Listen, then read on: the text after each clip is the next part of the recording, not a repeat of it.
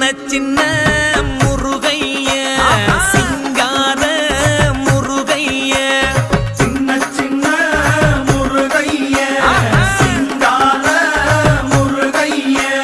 கொஞ்சி கொஞ்சி தமிழ் பேசும் செந்தில் பட்டி வேலனவ கொஞ்சி கொஞ்சி தமிழ் பேசும்